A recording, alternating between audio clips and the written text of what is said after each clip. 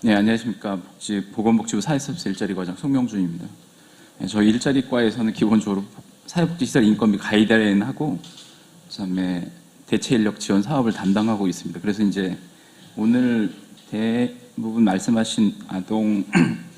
그룹홈하고 지역아동센터, 그다음에 아동보호 전문기관, 그다음에 여가부 시설 등이 적용될 수 있는 인건비 가이드라인을 하고 있고, 근데 이제 오늘 맨 먼저 이제 서울시 단일임금 체계를 현명희 팀장님께서 잘 설명해 주셔서 그동안 이제 단일임금 체계가 뭔지에 대해서 되게 여러 가지 생각이 많이 있었는데 정리가 많이 됐고요. 두 번째는 소규모 시설별로 현황이랑 개선 사항을 잘 정리해 주셔서 감사하게 설명 들었고, 그다음에 저희는 이제 이 자료들을 해당 부서에 저희 복지관에 여러 부서가 있어서 부서별로 의견을 조회하고 그 결과를 가지고 와서 이제 설명을 드리려고 해요. 전체적으로는. 그리고 나중에 이제 전체적인 방향은 나중에 말씀드리고, 일단 부서별로 받은 의견을 말씀을 드리면, 일단 장기요양 기관 관련해서는 이제 말씀하신 것처럼 요양보호사, 사회복지사 등이 많은데 지금 처우개선 문제가 계속 있고 기본적으로 인건비 가이드라인 적용 안 되는 이제 구조로 되어 있는데, 장기요양 쪽에서는 기본적으로 이제 처우 개선이랑 수급 방안 관련해서 방법을 찾고 있는데, 왜 그러냐면 말씀하신 것처럼 구인난이 계속 심화되고 요양보호사 구하기가 어렵다는 얘기가 있고, 그래서 이제 그 방법을 찾으려고 올해 지금 연구용역이랑 협의체를 돌려서 운영하고 있고요. 또 하나는 이제 아까 말씀하신 것처럼 요양보호사 안에서 승급하는 제도가 없어서 이제 시설 중심으로 승급제 시범 사업을 해서 승급제를 도입하려고 하고 있고, 또 하나는 이제 양성이랑 보수 교육을 좀 더 강화하는 내용을 준비하고 있습니다. 물론 이제 말씀 발표하신 전 교수님 발표하신 거에 비해서 이제 하고 있는 내용은 부족하긴 하지만 기본적으로 문제를 인식하고 있고 개선해 가려고 방법을 찾아가고 있습니다. 근데 이제 기본적으로는 사회보험에 의해서 운영되는 방식이라 그 구조 자체가 달라서 그걸 어디까지 작업할지는 좀 고민이 필요하고, 두 번째로는 이제 소규모 아동시설 중에 지역아동센터 관련해서는 말씀하신 것처럼 인건비랑 운영비가 같이 묶여 있어서 처우 개선에 한계가 있었는데 23년부터 이제 분리했고, 그 다음에 23년도에 인건비를 많이 인상을 했어요. 20% 인상을 했고, 그 다음에 24년도에는 아시다시피 종사자 센터 25인 이상 센터당 1인 1명씩 3,000명 이상을 배치하고 인건비도 2.5% 인상하려고 하고 있고요. 그 다음에 거기에 이제 신규 인력 6개월 편성되어 있는 거는 예산상 저희들 신규 인력 이 사업만 아니라 예산상 신규 사업을 넣을 때 항상 6개월 정도 이제 인력을 모집하고 하는 과정을 반영하기 때문에 6개월이고 25년부터는 계속 이제 12개월로 들어갈 거고, 그 다음에 이제 호봉제는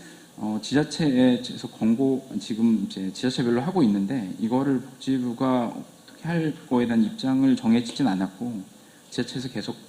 하는 거를 독려하겠다고 이제 생각을 하고 있고요.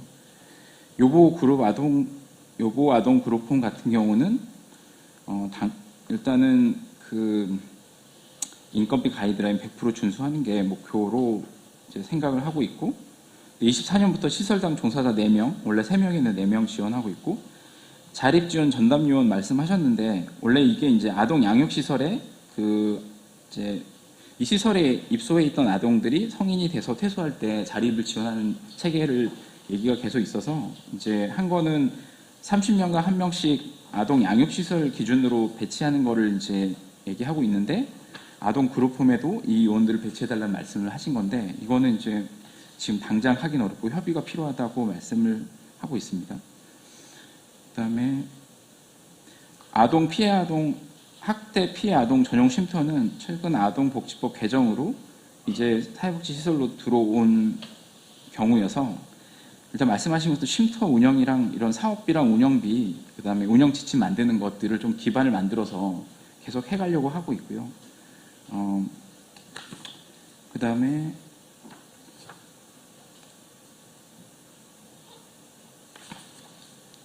이제 말씀하신 것 중에 보면 이제 보조금 관련해서 정산 보고서 작성하는 문제랑 여러 가지 회계 감독 문제를 말씀하셨는데,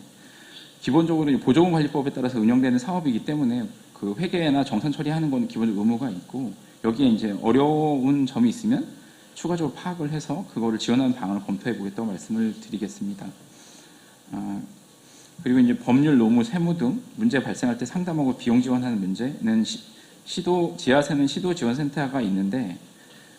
일단 컨설팅 등을 하고 있다고 합니다. 그런데 이제 법률, 노무, 세무 관련해서는 좀 더 장기적으로 검토가 필요하고 그룹홈도 아직 고민이 필요한 것 같다고 말씀드리고, 그 다음에 가사노동 지원 체계, 조리 인력 등을 말씀하셨는데, 이게 이제 사회복지시설 인력 배치 기준을 보면 노인 양로시설 이런 데도 한 30 이상 규모가 있는데 조리원을 배치하도록 돼 있거든요. 이제 현실적으로 그룹홈이랑 지하센에서 이 조리 업무 등을 수행하고 있긴 하지만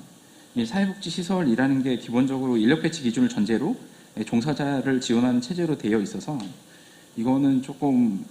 어려운 점이 있는데, 그룹홈 같은 경우는 당초 3명에서 4명으로 인력을 지원해서 이 부분이 해소되지 않을까 생각을 하고 있고, 지하세는 필요할 거라고 생각은 하지만 인력 배치 기준 문제도 있고 해서 좀 신중하게 검토할 필요가 있다고 생각을 하고 있습니다. 그 다음에 아동보호 전문기관은 계속 아까 현명희 박 팀장님 발표하신 거에서처럼 계속 빨간색으로 많이 표시가 됐는데 어려운 점이 많다고 생각이 들어요. 그리고 이거는 이제 사례 관리 수를 적정하게 하는 게 중요한데, 아동보호 전문기관을 지속 확충해서 이제 인력 충원 기관을 확충해서 사례 관리 수를 적정하게 조정하겠다는 생각을 하고 있고,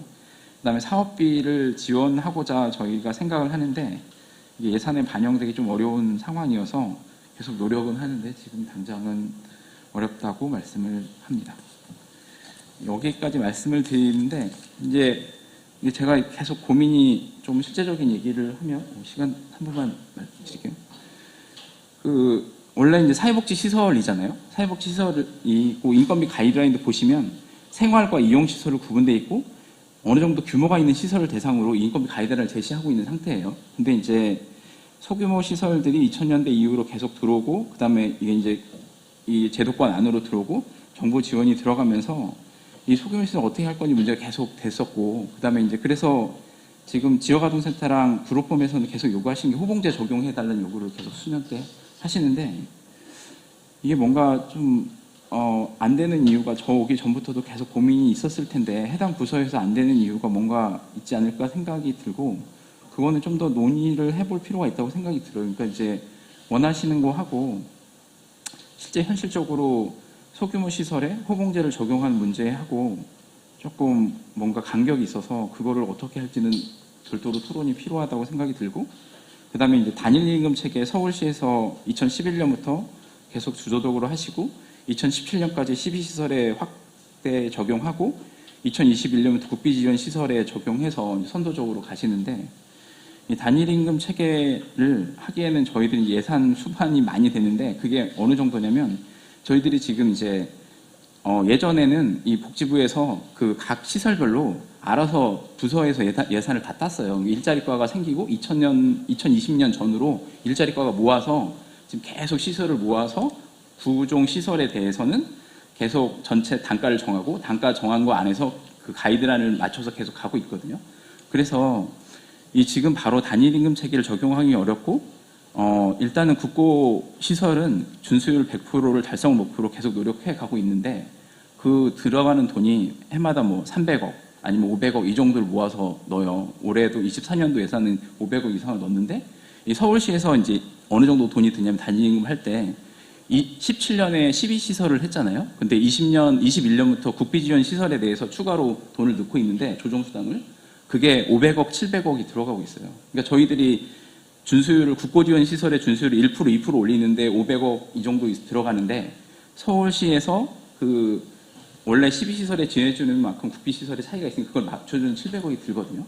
그 예산 소요를 한 번에 저희들이 다 감당해서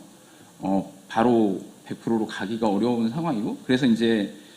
그런 상황에서 특히 이제 그동안 20년, 21년, 22년, 23년 동안 계속 작업한 것 중에 하나는 지역아동센터비 이 흐름을 타서 이제 23년에 인건비가 많이 인상이 됐는데, 원래는 그 해당 부서에서 작업하면 되게 어렵고,